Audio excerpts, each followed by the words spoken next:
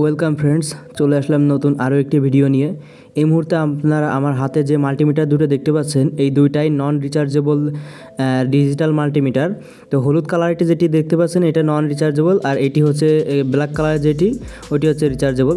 তবে হলুদ কালারের মাল্টিমিটারটিতে এরকম 9 ভোল্টের ব্যাটারি কানেক্ট করতে হয়, যা কয়েক মাস ব্যবহার পর আমাদেরকে চেঞ্জ করতে হয়। এটা খুবই একটা বিরক্তিকর বিষয়, তবে এই সমস্যার সলিউশন অবশ্যই আছে। আজকে আপনাদেরকে ওইটাই দেখাবো। তো এই ব্ল্যাক কালারের মাল্টিমিটারটা রিচার্জেবল একটি মাল্টিমিটার, এটাতে ব্যাটারি চেঞ্জ করা লাগে না, শুধু ব্যাটারি চার্জ করলেই চলে। এখানে আপনারা দেখতে পাচ্ছেন একটি চার্জিং পোর্ট রয়েছে এবং পাশে একটি এলইডি ইন্ডিকেটর। এই মাল্টিমিটারটিতে আমি রিচার্জেবল ফ্যাসিলিটি যোগ করেছি নিজে।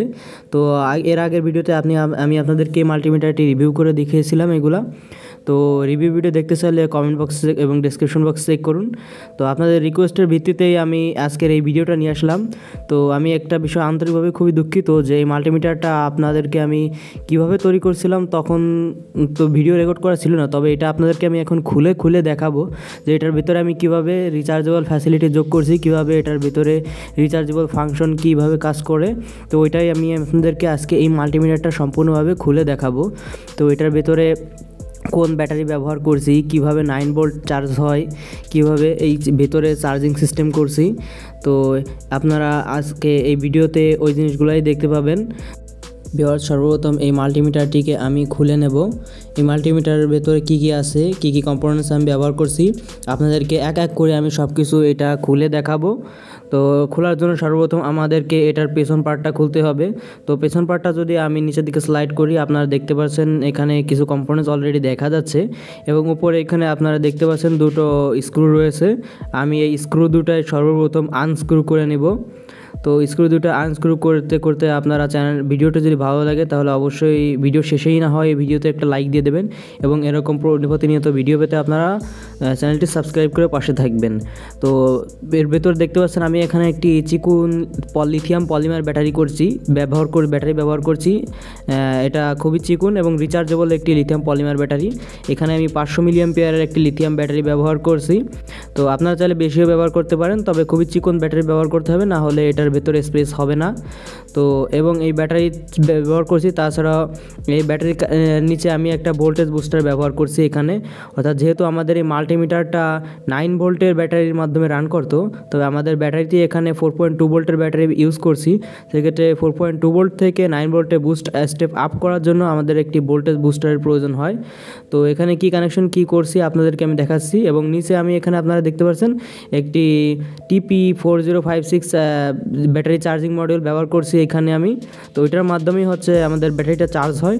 তো এই সার্কিটটার কানেকশন কীভাবে করতে আপনারা অবশ্যই জানেন, হয়তো না জানলে আমাকে কমেন্ট করে জানান, আমি স্পেশালি আপনাকে এটা ডায়াগ্রাম দিয়ে দেবো। তো TP4056 মডেলটা শুধুমাত্র ব্যাটারি চার্জিংয়ের জন্য, অর্থাৎ যাতে ব্যাটারি ওভারচার্জ হয়ে ফুলে না যায়। এবং ব্যাটারি থেকে যে দুটো তার আসছে ওই দুটো তার চার্জিং মডিউলে কানেকশন করছি এবং চার্জিং মডিউল থেকে আর দুটো তার এসে আমাদের ভোল্টেজ বুস্টার ইনপুটে গেছে, পজিটিভ এবং নেগেটিভে।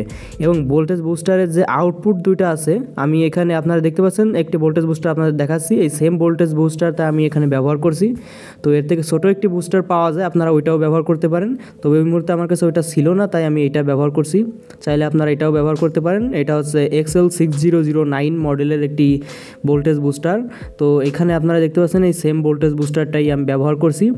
তো ইনপুটে দিয়েছি এটার ব্যাটারি কানেকশন এবং আউটপুটে দিয়েছি আমি যে পজিটিভ নেগেটিভ আছে ওই দুটো আউটপুট নিয়ে দিছি মাল্টিমিটারের যে ব্যাটারি পজিটিভ নেগেটিভ ছিল ওইখানে কানেক্ট করছি। অর্থাৎ আমাদের ভোল্টেজ বুস্টার থেকে 9 ভোল্ট আউটপুট নিয়েছি আমি, এটা ভেরিয়েবল রেজিস্টার ঘুরিয়ে ভোল্টেজ বাড়িয়ে 4.2 ভোল্ট থেকে 9 ভোল্ট তৈরি করে 9 ভোল্ট নিয়ে দিছি এবার মাল্টিমিটারে। যেহেতু আমাদের মাল্টিমিটারটা প্রপারভাবে কাজ করতে রান করতে 9 ভোল্ট প্রয়োজন হয়, তো আমি ওইখানের জন্য এটার ভেরিয়েবল রেজিস্টারটা ঘুরিয়ে ভোল্টেজ বুস্ট করে 9 ভোল্ট নিয়েছি। তো 9 ভোল্টের তারগুলো আমি মাল্টিমিটারে কানেক্ট করছি, তারপরে মাল্টিমিটারটা আমাদের অন হয় এবং রান হয়। তো এই হচ্ছিল এটার ভেতরের মেন প্রসেস মেকানিজম, কীভাবে কি কানেকশন করছি। তো এই মুহূর্তে আমি দুঃখিত আপনাদেরকে এটা প্রপারভাবে কানেকশন করে দেখাতে পারছি না, কারণ এটা আমি অলরেডি কানেকশন করে ফেলছি। তো আপনাদেরকে আমি পরবর্তীতে একটি নতুন মাল্টিমিটার আরও একবার কিনে আপনাদেরকে এটার ফুল প্রসেস সেটা ভালোভাবে পরবর্তী আরও একটা ভিডিওতে আপনাদেরকে দেখানোর চেষ্টা করব। তো এই ছিল এটার ভিতরে কম্পোনেন্টস। মাল্টিমিটারটি আবার রিঅ্যাসেম্বল করে ফেলি আমি। তো ভিডিওটি ভালো লাগে সবাই ভিডিওটিতে একটি লাইক দেবেন, চ্যানেলটি সাবস্ক্রাইব করে পাশে থাকবেন। তো এই ছিল আজকের ভিডিও। সবাই ভালো থাকবেন, সুস্থ থাকবেন। আল্লাহ হাফেজ।